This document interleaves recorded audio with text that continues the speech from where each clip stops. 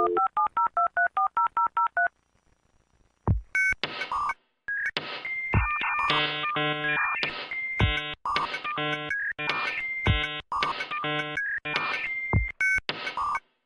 to episode 26 of the Search with Candour podcast, recorded on Friday, 26th of September 2019.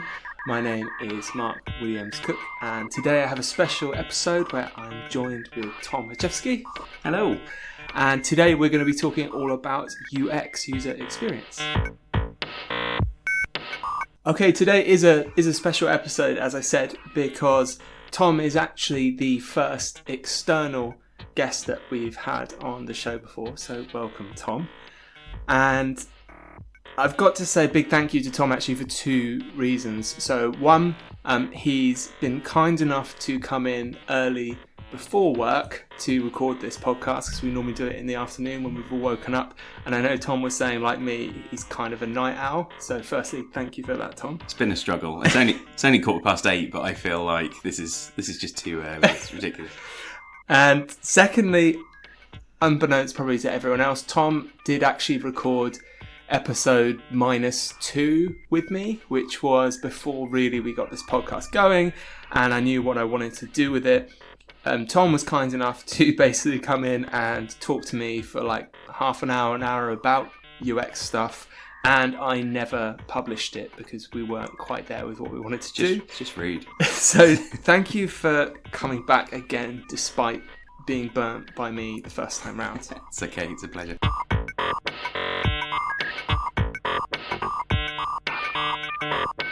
So the reason I've got Tom here today, and I'll let you know more about him in a moment, is that UX, user experience, is a topic that over the last 12 months, 24 months has come more into the lexicon of people doing SEO, as Google really has improved how it's ranking sites by looking at the experience users are having. So specifically, and I don't know if you know about these things as well, Tom specifically said, we're looking at things like site speed came up a few years ago as something Google started talking about, saying, hey, this is an important thing. People prefer, shockingly, websites that load quickly. And then Google started saying that if your site works on a mobile phone, i.e. it's mobile friendly, that's a thing we're going to include with search rankings. And then we've had other things like HTTPS is a ranking factor. And more recently, Google said they are going to penalize sites that, have those pop-ups of sign up to our newsletter as soon as you land on the site. They take up the whole screen, they block all the content. That's something Google said that they're going to penalize sites for. And all of these things really are reflecting the user experience. And as SEOs, it's a very cross-discipline. I won't call it a science, I'll call it an art maybe. I think science will be pushing it. And we have to kind of turn our hand to various different specialisms. And I do feel as an industry, sometimes user experience is something we approach in a bit of a piecemeal fashion. So it will be, we'll look at a site and we'll think, okay, how fast is it? Is it secure? And oh no, it's got a pop-up. I should get rid of that. So we're tackling it from the tail end, if you like, of user experience, rather than maybe going to the other side of the fence and saying, okay, start from the beginning, how can we make this as good as possible? Which is why you're here, essentially, to tell us how we can approach that.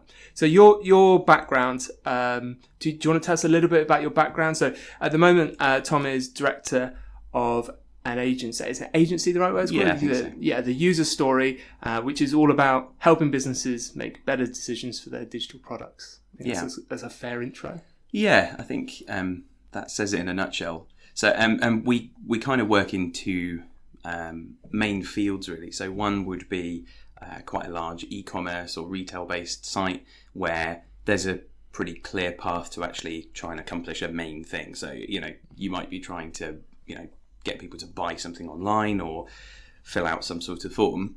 And we help those companies to identify how users do that stuff and then do it better and make it easier for them. which I guess in some ways you would call conversion rate optimization. It's that kind of thing. But actually it works much wider than that as well, because it can come, you can start looking at things like navigation pathways, and you can look at, understanding of product ranges, and it goes much, much wider than just conversion rate optimization. But that's one side. And then the other half of what we do is actually product design. So we work with businesses that have some sort of like software as a service application. So something where it's likely people are going to come back and keep using it every day. It's like some sort of online app. And we help companies to build those. We're not developers, we are just designers, and we're very much user-centered researchers. And my background is a bit of a weird hybrid, really. So before I did this, I've helped to run a more traditional digital agency, but then I also came from client side, where I think the role was kind of a UX role, but it wasn't really called that because they didn't really exist back then. But it was a weird hybrid of development, design, and research, and I actually did run SEO for the company at the time. And really? I didn't know that. So this was the e-com marketing analyst role you had. Yeah, back at Virgin Money. So okay. This is going way back. I used to run SEO and also all sorts of different things there, because the team was very, very small. Most companies at the time would have a really small team of people who did everything around digital, which is quite lucky for people, who were client side at that time, I think, because you've gathered lots of knowledge about lots of different things, which is very handy for a UXer, as we're about to find out. So is this how did you end up then? So you said you worked in this very diverse e-com marketing analyst role with all sorts of hats, a wardrobe of hats, and then you went to a more traditional agency where you were head of web, and you kind of got involved in more development as well. Is that right? We were very kind of development focused, and we were building some quite interesting campaigns and interesting websites for people. I think the reason I started the user story was because I realised that nobody really does it the way we do it. And user-centered design is still quite rare, particularly amongst SME businesses, that sort of size business.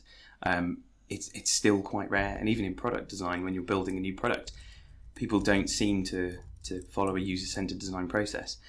So we're actually quite unique, I think, in some of the things we do and some of the research we do, which is nice for us, because it means we've carved ourselves a nice little market for ourselves, really. And it's one of those things that's a bit. I find it quite surprising that people don't do more research and more user-centered design, because it is so effective. Because you just have this.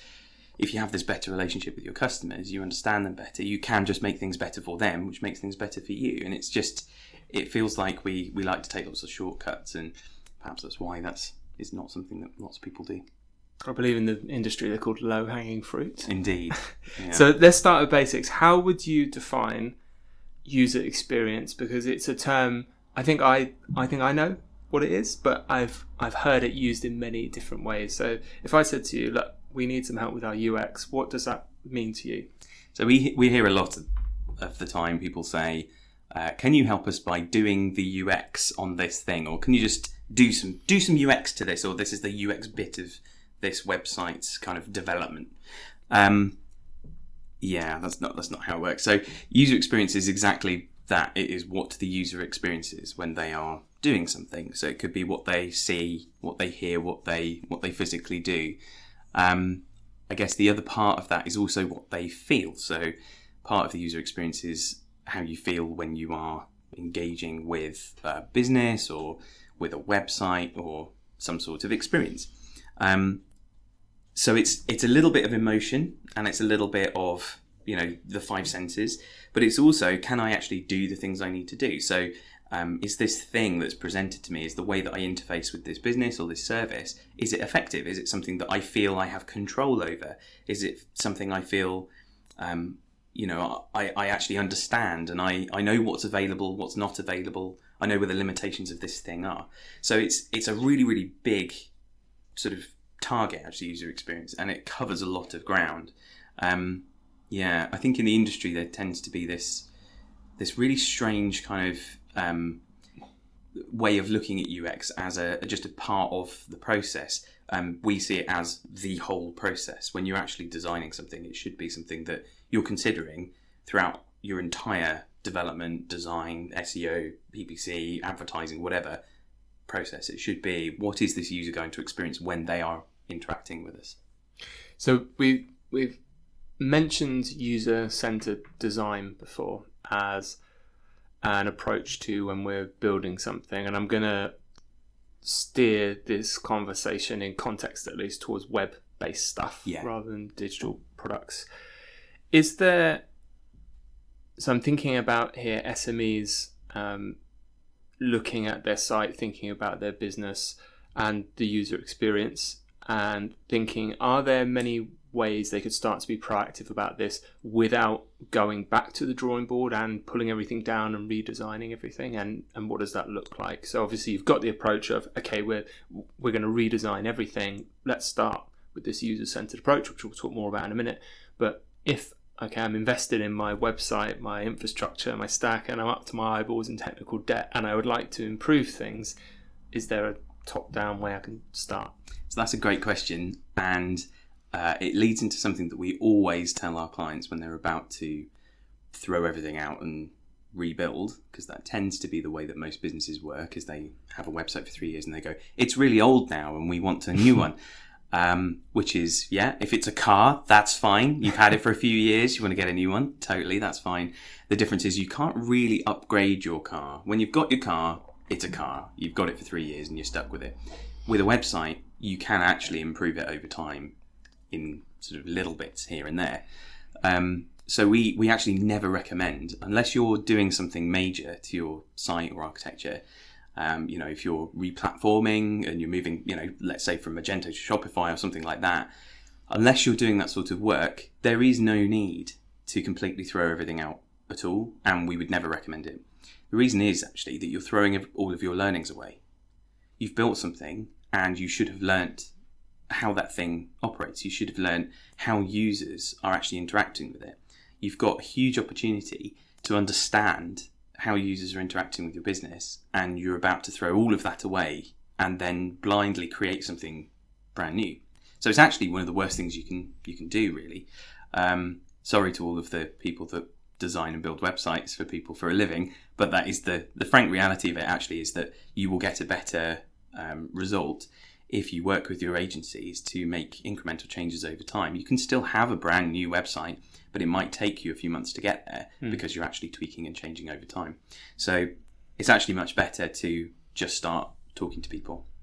So the first thing we would want to do is do some research, have some interviews with people. I think the first thing that most people do is look at your quantitative data, so things like your Google Analytics and traffic-based stuff. So they look at the big numbers and they want to see where people are coming in, and they want to see if they can make those numbers grow. I think that's fine, but I think that one of the things that limits actually is some of the context, and it also makes you much more, it just makes you numbers focused. Whereas actually if you're trying to improve the user's experience, you want to go out and talk to those people and see what they like and what they don't like about your service. You want to watch them as they try and use it so that you can identify problems with it. So the first step is always getting out and talking to people. So that opens up quite a few interesting threads there. And I think anyone doing SEO listening will definitely be able to relate to the paradigm of someone saying, okay, we've done the site now, if you can just add the SEO on top, that would be great. Yeah. And ideally all these things happen as we're going through a process. In reality, we know that doesn't always happen. One of the things I speak to a lot of clients about is the user experience from my point of view, starting at the search engine. Mm-hmm. Because when website redesigns are discussed, I find a lot of the conversation tends to start at the homepage, and people are talking about user stories and personas and what's happening when they land on the homepage. And then when actually we do look at the analytics, we'll find in most cases less than 50% of the traffic actually begins their journey on the homepage, because they've started their experience of, I want to find something out, I want to do something. They do a search, which then brings them directly to the place on the site or the app where they can do that thing. So I think it's always interesting, one, because it's our kind of job to make that first step, and then try and get people to think, okay, this is their first experience maybe of your brand, and they're stepping in at floor number 3. So we need to make sure they know at this stage still who you are, and they've got all those touch points of and things they need to get them through the process. So, and when we look at sites from an SEO point of view, and we do audits and things like that, there are common threads that appear. So there's things that I know are going to crop up regularly. Is there anything like that in terms of user experience? So common things when you are helping clients that regularly crop up that you can help them fix or improve? Yeah, there always are. So our process always stays the same. So we always do things in a sort of double diamond fashion. So the Design Council use something called the double diamond, which is their method for creating good design.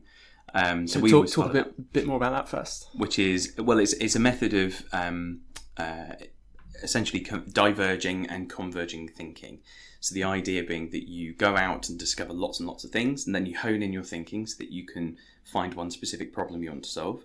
And then you go out and look at lots of different solutions, and you come back in to solve that solution in a specific way, and you hone in your solution. So the actual way that you would do it doesn't change. The things that we find always change. There are a couple of things that I would say we always tend to try and look at first, particularly in things like retail and e-commerce. First one is navigation, and that's not just about what your row of links looks like at the top. It's about how people actually navigate through the site as a whole. So the first thing you want to look at is your primary nav, and make sure that people understand what the product range is. How, if there is no search, for example, how would they actually go around and browse the website? Can they find a specific product just by looking through your categories? If you've named your categories weird kind of internal product names, it's likely they're not going to be able to be found by someone who's never seen your product before. So keeping nice, open, clear language that everybody would understand is a really good approach. We look at things like Breadcrumb and Sidebar navigation, and when you're in a site deep and you've entered in that sort of third level, that I still know where I am, I still know what my options are, I still know what else is available to me. What's my next step is always one that so many businesses miss, whether it's the homepage, whether it's part of a checkout flow, or whether it's actually on a product page or a blog post. I should know what my next step is. When I've done the thing that I'm doing here, how do I get out? How do I do the next thing? And I think it's likely actually that this is probably quite important to SEOs as well, because one of your focuses should be, how do I get people onto this site? Sure. But then when they're there, how do I give them a rich experience? How do I make sure that they stay here, and that I tell Google, look, actually, we've taken care of this customer now, and they're having a good experience. So actually, one of the best ways you can do that is navigation. Make sure that they know where they're going and what's next. So that's definitely key. I think we also find that I think the biggest kind of problem that most sites have is a consistent feel across every page. So actually, if I do enter again at that third level, that I understand that this is still the same place. I understand where it fits in the wider context of the site, and that's something actually that, particularly on some of the newer built online architecture, so things like Shopify and things, do actually quite well, because they're themed and because they tend to just have a consistent look and feel throughout the whole sort of template, if you like. It makes it quite easy to have that same feel across the whole site. It's really important actually for trust. So when customers come into a site at any point, they can trust that they're in a nice, secure place. They trust that they've hit something that looks pretty good, and that when they do eventually hit the logo or the home button, that they feel like they're in this sort of consistent site and architecture. That does mirror a lot of the discussions we have, especially around things like main nav. We were talking to an e-commerce client the other day about how part of the function of the main navigation can be for the user discovery of what they actually sell on the site. So we were showing on a hover over, and it was showing kind of the main categories of all the products they sell, and seeing users were using this menu as not just for navigation, but as a tool to what is on this site because I don't know what this brand is. What do they sell? Yeah. And it was particularly important because in almost all cases, most sites I see, their internal search sucks. Yeah, It's true. a terrible experience. Yeah. And again, when we watch users, sometimes they will go back to Google, type the name of the website and then what they're looking for, rather than use the on-site search. So that's a really interesting conversation. And people, I think, realize how difficult search actually is then when they're trying to say, okay, someone's searching for this on our site, but then we've got to work out, are they searching for the product or an article about that product? Yeah. And then which variation do we rank? And it becomes really difficult without any other context. So, and two things on that really quickly. So the first one is about on-site search. Normally when we're doing research, we don't even test on-site search because it's so obvious when your search is bad that there's no point in us testing it. Because it's either a really good search and you can type something in, you find what you need and you've got everything that's related to it. So if you type in a product name, you've got here's the product and here's our product range and here's some articles about that product and how it works. That's great. If it just doesn't work, it's so obvious. The other thing I'd say is it's even more important to have a good navigational structure on mobile because it's really, really hard most of the time when you're an e-commerce site, particularly one that sells a broad range of stuff, to get across your product range. And in particular, look at your homepage. And what we normally suggest, and there's lots of research around this actually, is on the homepage on a mobile site, try and list out your product range on that homepage. So rather than having it hidden in a navigation system, show it on the page. So when someone arrives, they can very quickly flick down that page and just see, right, okay, I get what this brand does and I understand what kind of products I can find here, or what, I understand what this site is and I know what I can do here. So I think this really aligns to, there was a really excellent talk by a Google engineer called Paul Ha, and I can't remember if this was last year or the year before at SMX. So Paul did a talk on how Google ranks websites from an engineer's perspective, and it was fascinating because Google rarely gets engineers to actually talk about this stuff. And the main takeaway we got from this was, as an internal metric of success, what Google's doing to say, are we doing a good job, is they use time to result. So they're measuring how long it takes a user to do a search to finding the thing that they want. And so when you're talking about mobile e-commerce sites listing what they sell as soon as people land, that to me really slots in with this, because it's all about making this path of least resistance and just giving people what they want as quickly as possible with no other clicks, no loading, no hidden stuff. Just, this is what we think they want, just put it in front of their face. And the other thing I found really interesting, and it was kind of vague advice given by Google, but they started talking this year around some of the signals they're using, like they gave an example of the HTTPS, like the site, the making site secure. They said this can be a thing that decides that on the fence when two sites are otherwise kind of equal. If one's secure, we'll rank that one above. And the other thing they mention is if you're getting your site to your site struggling to rank, having other people look at it and getting feedback from them as to whether it looks old or just trustworthy. And I find that really interesting because we know, Google uses all kinds of AI and machine learning to analyze sites. And to me, that suggests that maybe they're starting to work out on an algorithmic level what people are perceiving as, oh, this website doesn't look trustworthy. I don't trust that lens flare and that under construction GIF and the fact it's not secure and this page is broken, and all the little signals that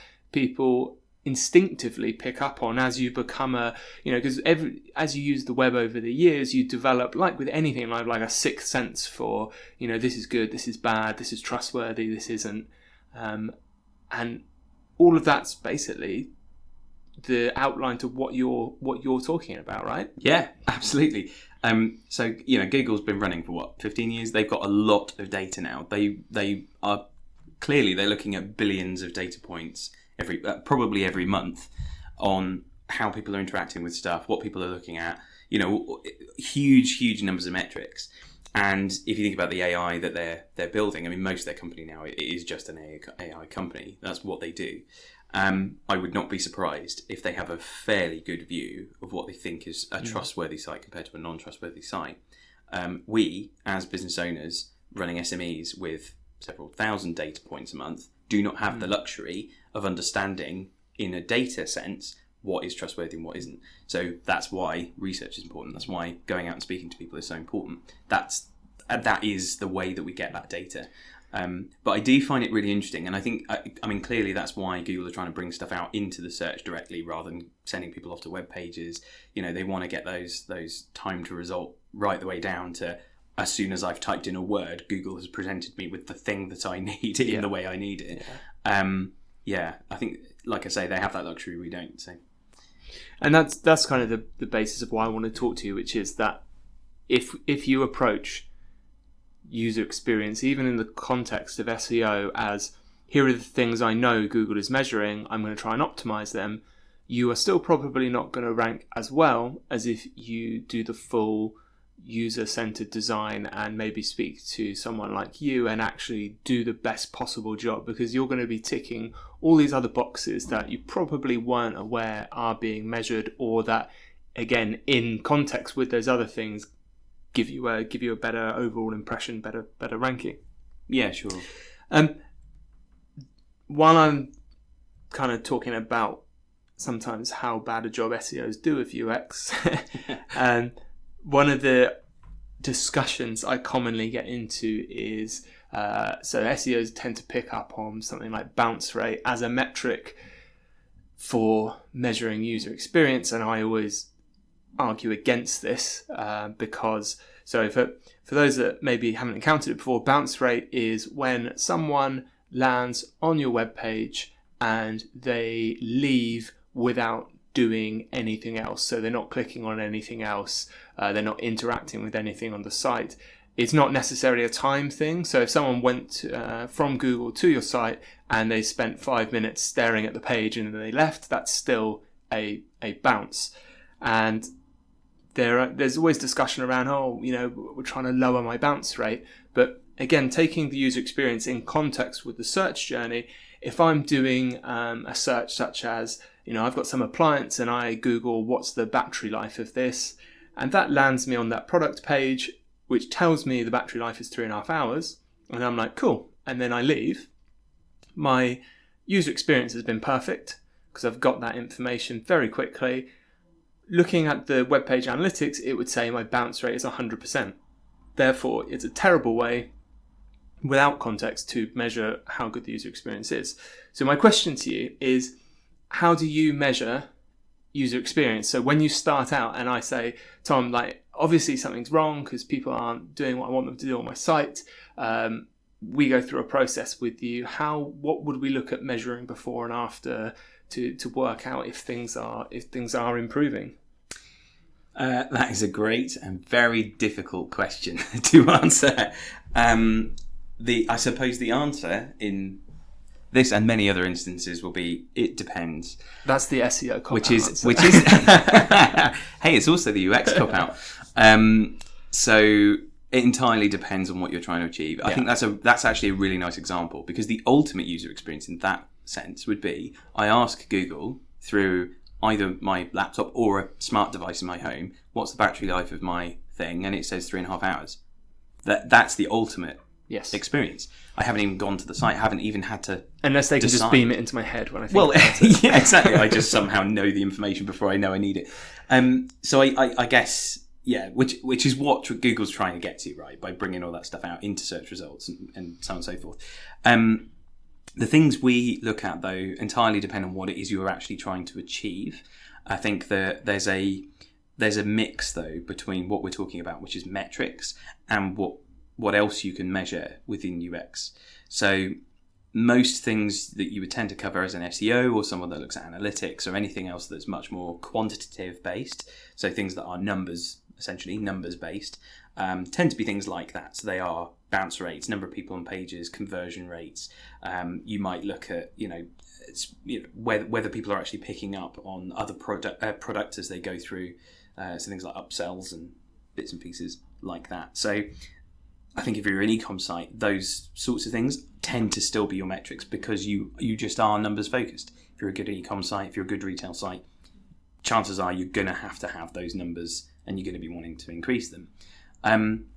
To measure the experience, though, I mean, it's a really hard question because humans don't necessarily measure their experiences in a finite way. So, so there's pastries on the table here. When you went and got those pastries, how would you rate your experience when you bought those pastries? 7.2 out of 10. I'm asking the wrong person here, aren't I? Really? No, I fully get what you mean. Yeah, so there's a million ways I can answer that, from how clean the store was to how long it took me to get served to what that I had to put them in a plastic bag, which annoyed me. Yeah. So there's a million different ways I could answer that. But the interesting thing is, if I were to just slightly change the question to how did you feel that transaction went, then you eliminate numbers. Because you can't answer that with, well, I felt about 3, because it doesn't work that way. So, exactly that. You can say, well, the cleanliness of the store was about 8 out of 10, and that's a relative term because you can compare it to other times when the store was less clean or more clean. You could talk about the time it took you to go around the store, or the time it took for you to find a product. They're all very qualitative terms. They're all numbers focused. But there's more to your experience than just those numbers, because those numbers could still be really high, and you come out going, I just felt a bit crap about what's just happened, and you might not be able to put your finger on it, but there's just something intangible about it. Perhaps you didn't feel safe when you were in the store. You wouldn't rate that necessarily, but perhaps there was something else going on in the store, or something in your mind which changed your experience. Those aren't things we can really measure with numbers, but that's why we go out and do that qualitative research. That's when we go out and talk to people. We understand their experience on a more contextual basis. The way that we measure that really is not in numbers. So when we're doing product design for a company on an ongoing basis, we might be building a product for a specific target market. The way that we report those isn't with numbers at all. It's, here are the sorts of things we're finding out. Here are what we think the value that your product is providing.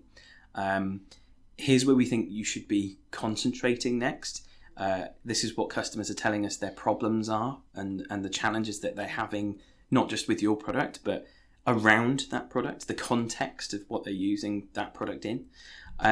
So it's much more detail oriented, I think, when it comes to UX. And that's why actually it's such a difficult thing to do. I think to be a very good UX professional, because you're working in these really abstract terms, is quite a hard thing to do.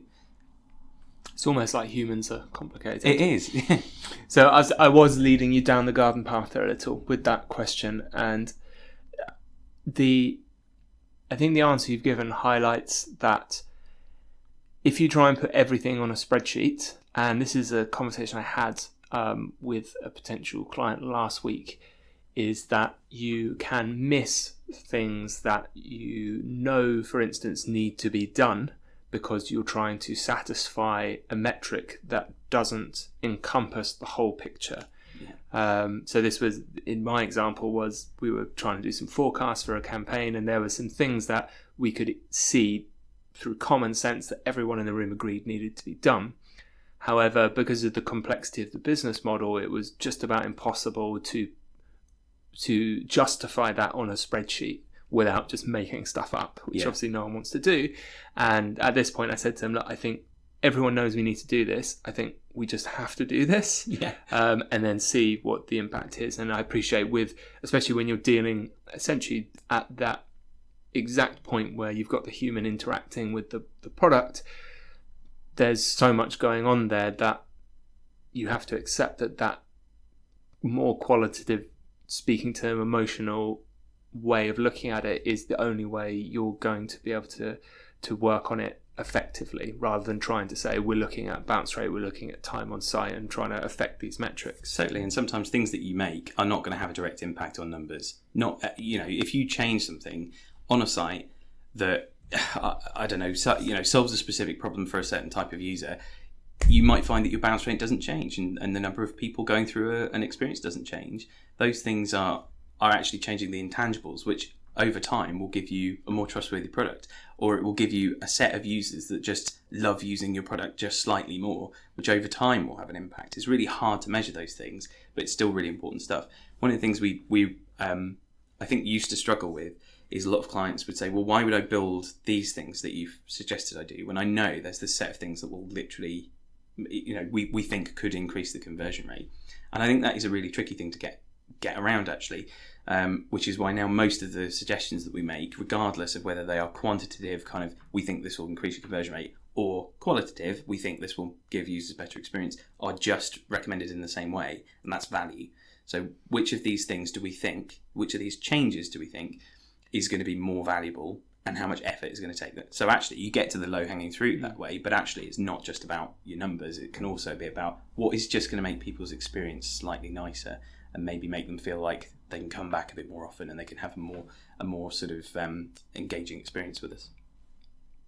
It's fascinating. Time is flying on. I'm having a good time. But I can see we're already kind of post 30 minutes here. Oh, wow. I have to ask you, I know you're by nature quite a privacy advocate, and I have to ask you, there's been lots of changes in the web over the last few years with laws, legislation, GDPR.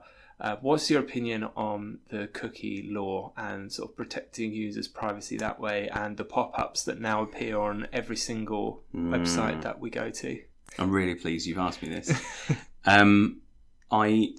Yes, I'm a privacy advocate, so I'm a member of the Open Rights Group. I used to run the Open Rights Group chapter here in Norwich. So I'm all for people understanding what their digital rights are, understanding how to protect their data, all that kind of stuff, and making sure that we share data in a responsible way, and that, just the nonsense that we've seen over the last few years comes to a stop, because it's ridiculous. So yeah, there's two kind of separate things there, but actually I think the effect of the changes recently has been the same. The cookie law was the first one, the GDPR stuff was the second. Cookie law, actually, if you look at what it's done, I think has had the worst effect it could possibly have had. I think the sentiment behind the change in the law is sound. Like, actually, yes, we should be telling people how their data is going to be used, what we're storing on their machine, and why we're storing that stuff. That, in principle, sounds great. I'm all for that. Lovely. The problem is, if you show someone a pop-up on every single website they go to, where the text is always slightly different, it's in a different place every time, and it becomes an annoyance because I'm just trying to complete an experience, what you're doing is, well, first of all, you're making everyone just have a really bad experience online. So that's the first thing. It's not great.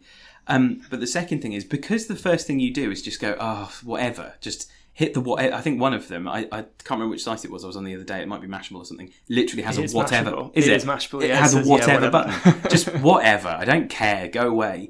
The problem is, how informed are we now as a public of what's happening to our data? They could put anything in those cookie. I think you said cocky. Oh, I did. In those cookie policies, they could put anything in those, and we would not read it now, because the first thing you want to do is get rid of it. So if anything, it's made it worse. It has made the whole problem worse. So I think, unfortunately, it's had completely the opposite effect of what it was trying to do. Similarly with GDPR, actually, I think GDPR hasn't had the impact that I think they were expecting it to, and it hasn't really made anything safer or better. We're still seeing people breach GDPR on a daily basis, and nothing's really happening because of it. I still get spammed by companies that add me to mailing lists with no consent. Unfortunately, the law is just not clear. If you look at the 7 methods by which you can add people to a mailing list, for example, or collect personal data, one of those is legitimate business interests. Well, what does that mean? I mean, it could be anything. Well, my legitimate business is spamming the crap out of everyone, so I've legitimately added you to my list. So that's my business. Yeah. But I don't really understand how we're expected to identify and work within the law if no one understands the bloody thing in the first place. So I think I love the sentiment behind these things. I love the fact that, particularly the EU, because both of these things have come out of the EU, so all these countries are working together as a whole to try and solve this problem, which is great. And I think the sentiment is there. We're all trying to do the right thing. But I think very clearly it's been implemented, possibly not by the most technical people in those countries, which is not the greatest start anyway. But also they've not really looked at what the impact of websites working in the way to try and comply with the law has actually changed people's experiences. Yeah, good idea, bad implementation. I'm so pleased I asked you that. You were like, you had that loaded up. Oh, I was ready for that. It's almost cathartic. Yeah. Not many people ask me that for obvious reasons. So to round this off, because we're coming to the end now, can you summarise in context of people that are doing digital marketing, what should they be thinking about? What should they be going to speaking to their managers, bosses, owners about in terms of UX to make their websites do a better job? Where should they start? If you're not talking to customers, talk to customers. That's the first thing you should be doing. So, there's all sorts of people who will suggest running audits or doing usability testing or starting some sort of crow work or whatever. The chances are, particularly for running in retail or e-com, you're going to be a numbers-focused business and you need to get some more context, talk to customers. And it's not just asking opinions. So yes, it's quite useful to see what people think of your product, but it's really, really hard to get an accurate picture of how they're genuinely feeling about a product or whether it's going to change their behaviours. When we do our research, we look at attitude and behaviour separately, and attitude is fine. That's the survey-based stuff. What do you think of our products? And on a scale of 1 to 10, which is another thing I could go into for another half an hour, but I won't. But yeah, so that's fine, and that's one thing, and it gives you a sentiment. But what it doesn't give you is the behaviours. People will always talk about something very differently to what they would actually do when that thing is put in front of them. So ideally, you want to talk to those customers, but you want to be observing as they do stuff. So if that's the only thing you do, go out, talk to customers, ask them to try and do something on your website, and just watch them try and do it. That is the best place to start.